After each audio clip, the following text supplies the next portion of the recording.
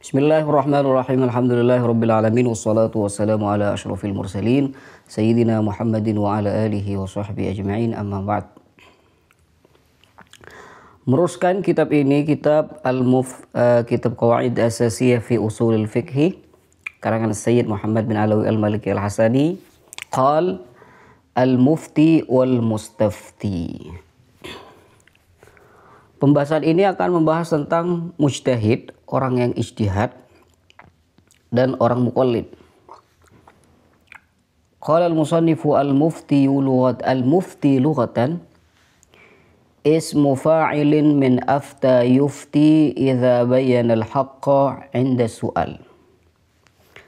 Mufti, definisi dari mufti secara bahasa adalah mufti ini isim fa'il dari lafad afta yufti. Afta yufti ifta'an wa muftan fahuwa muftin. Mufti.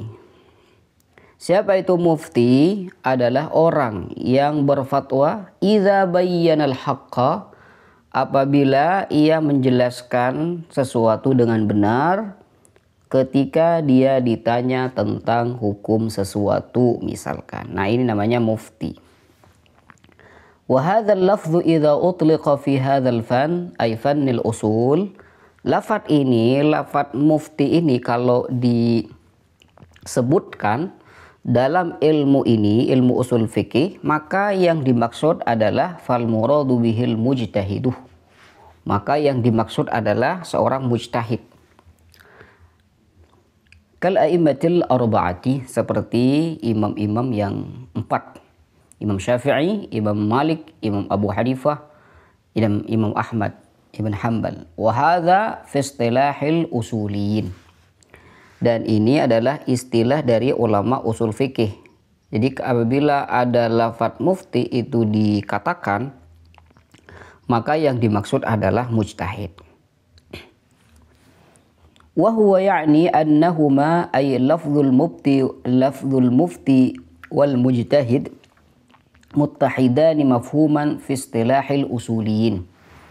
Bahwasanya lafaz mufti dan mujtahid itu mempunyai satu arti dalam istilah ulama usul fikih. Fal mujtahidu huwa al mufti, yani anna adh-dhat alladhi yasduqu alayhi lafzul mujtahidi yasduqu alayhi lafzul mufti. Maka menurut ulama usul fikih, mujtahid dan mufti itu sama saja ya, mempunyai satu arti. Wa amma mafhumuhuma al-'am, adapun pemahaman secara umum dari kalimat mufti dan mujtahid ini beda. Kenapa? Li'anna al-mujtahida dzatun thabata lahu ijtihaduh. Karena lafaz mujtahid itu secara umum adalah sosok yang mempunyai sifat ijtihad.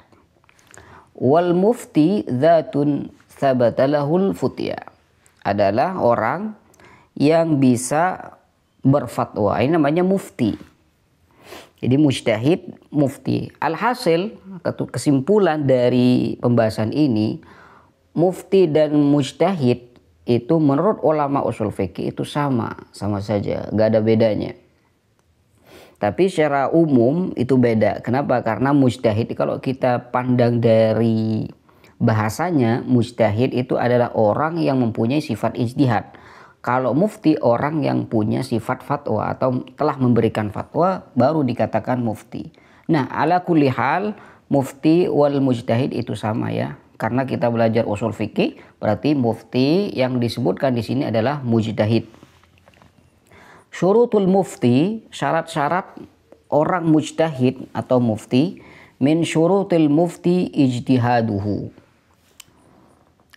Di antara syarat mufti, yaitu syarat seorang mufti itu bisa berijtihad, wa makna ijtihad huna an yakuna aliman bil kitabi was sunnah. Dan ijtihad yang dimaksud di sini, seorang mujtahid itu harus mengetahui Al-Quran dan hadis Nabi Shallallahu Alaihi Wasallam, mafhumnya, mantuknya, harus mengetahui itu semua. Li'annahuma muta'alliqun bil ahkam. Ya, karena Al-Quran dan hadis ini merupakan sumber dari hukum-hukum syariah. Jadi seorang mujtahid harus mengetahui Al-Quran dan hadis agar bisa menggali atau mengistimbat hukum syar'i dari Al-Quran dan hadis Nabi Shallallahu Alaihi Wasallam. Wa aliman bil fiqhi masailihi wa qawaidihi wa furu'ihi bima fiha minal khilaf. Dan seorang mujtahid harus mengetahui fikih itu sendiri, mengetahui masalah-masalah yang ada di fikih, ya, mengetahui kaidah-kaidah fikih, mengetahui masalah-masalah atau akar-akar dari fikih itu semuanya harus diketahui oleh seorang mujtahid. Lima fihi minal khilaf. Kalau misalkan di situ ada perbedaan ulama, itu harus diketahui oleh seorang mujtahid. Jadi memang agak sulit ya kalau mujtahid. Wal madzahib al mustaqarrah bihaitsu la yakhruju fi amalihi wa qawlihi an dairatil aqwalil maqbulatil muqarratil muharrarah. Jadi seorang mujtahid juga harus mengetahui madhab-madhab para ulama yang sudah ditetapkan, sehingga ketika seorang mujtahid ini mengatakan suatu pendapat, memaparkan suatu perkataan dia atau ijtihad dia tidak bertentangan dengan madhab yang sudah ada atau bahkan ijma, madhab yang tertulis. Jadi ketika dia memaparkan satu pendapat itu tidak bertentangan dengan pendapat orang sebelumnya itu. Mubta'idan 'anil aqwali syadzah awil mahjurah. Nah, juga harus ketika pengambilan hukum dari Al-Quran dan hadis Nabi Shallallahu Alaihi Wasallam, tentunya di sini Al-Quran, ketika dia mengambil hukum dari Al-Quran secara langsung, dia harus menjauh dari qaul yang syaddah, dari hal-hal yang bisa dikatakan syad, ya, harus menjauh dari itu semua dan harus mengambil pendapat yang muktamad. Dan juga syarat dari mujtahid harus meninggalkan hukum yang mahjur. Jadi dulu itu kan banyak tuh pendapat para ulama. Di antara nih saya kasih contoh agar lebih jelas. Ibnu Abbas dulu mengatakan bahwasanya nikah mut'ah, kawin kontrak itu boleh. Tapi setelah itu Abdullah ibnu Abbas merujuk kembali kaul tersebut, sehingga kaul atau pendapat yang mengatakan bahwasanya nikah mut'ah itu boleh itu sudah ditinggalkan oleh Abdullah ibnu Abbas. Berarti pendapat tersebut sudah mahjur, sudah ditinggalkan. Maka seorang mujtahid kalau ingin ijtihad harus mengetahui pendapat yang mahjur dan harus tidak mengambil pendapat yang mahjur. Nah, di sini seperti kelompok Syiah Rawafid yang mengatakan bahwasanya nikah mut'ah atau kawin kontrak itu hukumnya boleh, padahal mereka itu sandarannya adalah pendapatnya Abdullah bin Abbas, sedangkan Abdullah bin Abbas sendiri sudah merujuk pendapat tersebut.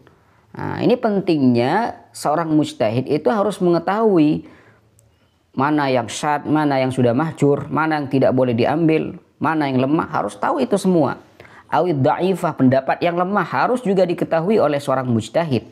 Awil munkara, awil mustaghrabah, hukum asing, hukum yang sudah diingkari oleh para ulama harus diketahui oleh mujtahid. Wadzalika, dan itu semua kenapa ini disyaratkan? Li'alla yasdura minhu qaulun akharu fihi kharqun liijma'i man qablahu haitsu lam yadhhabu ilaihi. Agar ketika dia memaparkan satu pendapat dia nanti tidak bisa merusak ijma' para ulama sebelumnya. Jadi kalau misalkan dia ijtihad nih, ijtihad dan ijtihad dia harus tidak merusak kesepakatan ulama terdahulu. Jadi seorang mujtahid itu harus mengetahui kesepakatan ulama terdahulu seperti apa. Nah, kenapa hal ini penting diketahui oleh seorang mujtahid?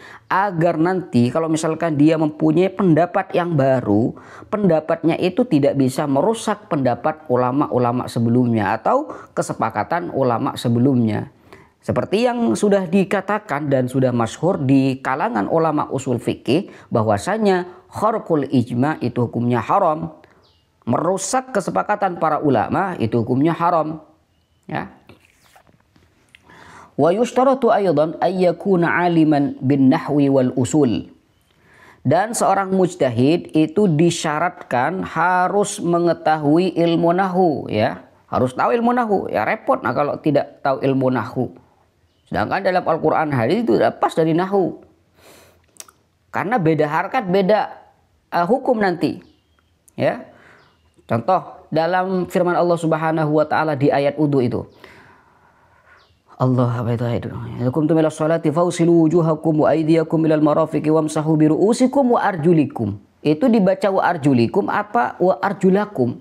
Tentunya kalau dibaca wa arjulakum diatofkan pada wujuhakum, niscaya kaki itu dibasuh bukan diusap. Tapi kalau dibaca wa arjulikum maka diusap. Nah, jadi perbedaan harkat itu akan menimbulkan perbedaan hukum. Nah, di sini pentingnya seorang mujtahid harus mengetahui ilmu nahwu. Maka ada sebagian pendapat seseorang yang itu lemah bahwasanya kalau kaki ini tidak harus dibasuh, cukup diusap saja. Karena berdasarkan famsahu biru'usikum wa arjulikum. Jadi wa arjulikum ini diatofkan pada ru'usikum. Kalau kepala itu diusap berarti kaki juga diusap. Nah, di sini wa arjulikum. Dia tidak membaca wa arjulakum. Jadi nahwu ini sangat berperan penting ya dalam menentukan hukum. Dalam menentukan hukum sangat berperan penting. Wal usul, dan juga harus tahu kaidah usul fikih ya, karena usul fikih ini merupakan kaidah atau tata cara istimbat hukum dari Al-Quran dan hadis Nabi Shallallahu Alaihi Wasallam. Kalau dia sendiri tidak tahu ilmu usul fikih, bagaimana dia bisa ijtihad dengan sendirinya? Tidak bisa. Wa ilmul adab, dan juga harus mengetahui ilmu sastra Arab ya, dari balaghah ya. Balaghah, semuanya itu bayan harus dia ketahui. Ilmu ma'ani harus tahu, ilmu bayan harus tahu, ilmu badi harus tahu. Kenapa? Karena pengambilan hukum itu mempunyai hubungan erat dengan ilmu balaghah. Masyaallah. Jazakumullah khairan. Wa huwa yashmalul ilma bi lughatil arabi wal balaghah. Dan pengetahuan ini mencakup pengetahuan dengan bahasa Arab itu sendiri. Harus tahu ilmu balaghah, di mana di ilmu balaghah itu ada 3 disiplin ilmu ya. Ada ilmu ma'ani, ilmu bayan, ilmu badi. Di ilmu ma'ani itu ada ijaz, ada qasar, ada hazab, ada tawi, apa itu? Itnab, ada musawah. Di bayan juga ada majaz, isti'arah, majaz akli, majaz isnadi ya. Majaz mursal, ada kinayah. Itu harus tahu seorang mujtahid. Nah, kemudian di situ ada muhassinat, ada badi, ada muhassinat lafziyah, ma'nawiyah, harus diketahui oleh ulama mujtahid. Jadi kalau misalkan dia tidak mengetahui akan itu semua, maka mustahil dia bisa menggali hukum secara langsung dari Al-Quran dan hadis Nabi Shallallahu Alaihi Wasallam. Thumma qala al-musannifu rahimahullah, wal mu'tabaru fi ma'rifati hadhil umuri tawassutu darajatin fala yakfi al-qadrul qalil. Dah yang dianggap pengetahuan di sini yang penting tingkat menengah lah gitu. Tidak harus nyampe pada tingkatan atas. Wala yushratu ayyablu wal ghayata fi ma'rifati dzalik. Yang penting dia tahu gitu. Yang penting dia tahu, tapi bukan pengetahuannya sedikit juga ya, tak cukup kalau pengetahuannya hanya sedikit. Jadi tolak ukurnya adalah yakunu bihaitsu yumayyizul ibarata as-sahihata 'anil fasidati war-rajihata 'anil marjuhati. Sehingga dengan keilmuannya ini dia bisa membedakan mana ungkapan yang benar, mana ungkapan yang tidak benar, mana ungkapan yang bisa dikatakan kuat, mana ungkapan yang dikatakan lemah. Jadi harus ia ketahui sebelum ijtihad. Kemudian qala al-musannifu di sini wala budda lil mujtahidi aidan min ma'rifatil ayati wal akhbaril waridati fil ahkam. Di antara termasuk keharusan yang harus dilakukan oleh seorang mujtahid, dia harus mengetahui ayat-ayat ataupun kejadian-kejadian yang berkaitan dengan hukum, ya. Jadi di situ ada ayatul ahkam, ada ayatul qasas, harus dia ketahui. Kenapa? Karena pengetahuan dia akan ayat-ayatul ahkam, akan kejadian-kejadian yang berkaitan dengan hukum, itu mendukung dia dalam pengambilan hukum nanti. Wa min ma'rifati halati ruwatil ahadis, dan dia harus mengetahui keadaan rawi hadis, ya. Kenapa? Karena pengetahuan akan rawi hadis, apakah rawi hadisnya ini bisa dikatakan thiqah, dipercaya, sehingga nanti berdampak bahwasanya hadisnya dikatakan hadis sahih. Kalau misalkan rawinya lemah, nanti hadisnya akan menjadi hadis hasan atau bahkan dhaif. Jadi itu bergantung pada rawi hadisnya, sehingga ulama mujtahidin harus mengetahui keadaan dari rawi hadis, apakah ini thiqah, apakah ini dipercaya, apakah ini majruh, apakah di sini sudah dita'dil dan semacamnya, harus diketahui oleh ulama usul fikih, ulama mujtahid, ya, ulama mujtahid.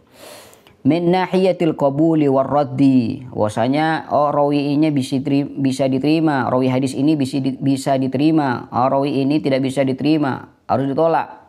Liya'tamidal maghbula wa yatrahal mardud, agar dia bisa mengambil rawi yang bisa diterima perkataannya dan tidak mengambil rawi yang perkataannya ditolak karena tidak bisa dipercaya misalkan. Wala budda lahu aidan min ma'rifatin nasikh wal mansukh min al-kitab was sunnati li'alla yahkuma bil mansukh al matruki id ghairul khabiri bihima qad ya'kisu. Dan juga termasuk keharusan bagi seorang mujtahid adalah dia harus mengetahui mana yang nasikh, mana yang mansuh, mana hukum yang menghapus, mana hukum yang telah dihapus, baik itu dari Al-Quran ataupun hadis Nabi Shallallahu Alaihi Wasallam. Kenapa harus mengetahui nasikh dari mansuhnya? Agar dia nanti ketika mengambil atau mengistimbat hukum dari Al-Quran dan hadis, dia tidak mengambil hukum yang telah dinasah, yang sudah ditinggalkan.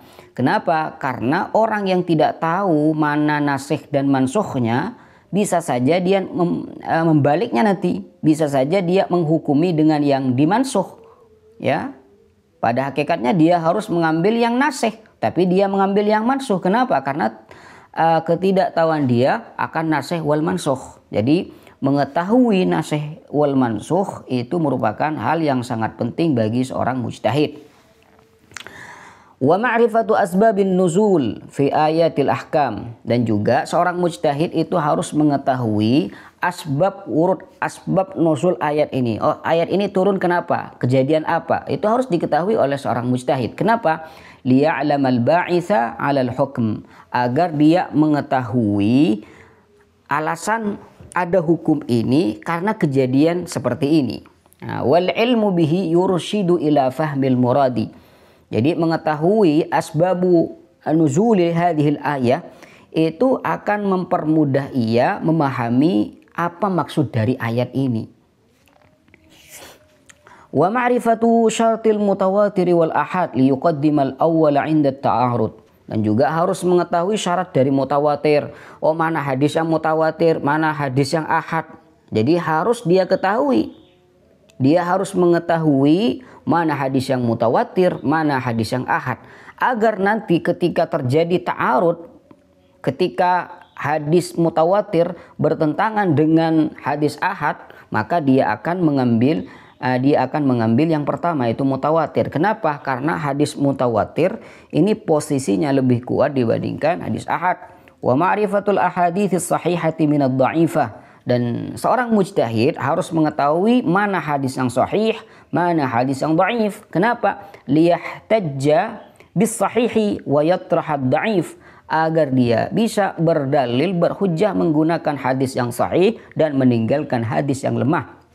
Karena hadis yang lemah itu tidak bisa dijadikan sandaran hukum, melainkan hadis lemah itu bisa diamalkan di fadhailul a'mal. Wala budda lil mufti min ma'rifati mawaqi'il khilaf. Bagi seorang mufti atau mujtahid harus mengetahui mana permasalahan yang terjadi ikhtilaf, ya, wa mawadhi'al ijma' kai la yakhrikahu fakharkuhu haram. Jadi seorang mujtahid juga harus mengetahui mana permasalahan yang terjadi ikhtilaf, yang terjadi perselisihan ulama, mana permasalahan yang sudah disepakati oleh para ulama. Dan itu harus diketahui oleh seorang mujtahid. Kenapa? Takut, ya, takut nanti pendapat dia merusak kesepakatan ulama sebelumnya. Dan kalau pendapat dia nanti merusak kesepakatan ulama sebelumnya, itu namanya kharqul ijma. Kharqul ijma itu hukumnya haram. Merusak ijma ulama itu hukumnya haram. Oke. Berarti di sini tadi mana nih? Akhbar ini hadis atau cerita bisa, ya, kalau disampaikan dan di situ ada hukum. Al-mustafti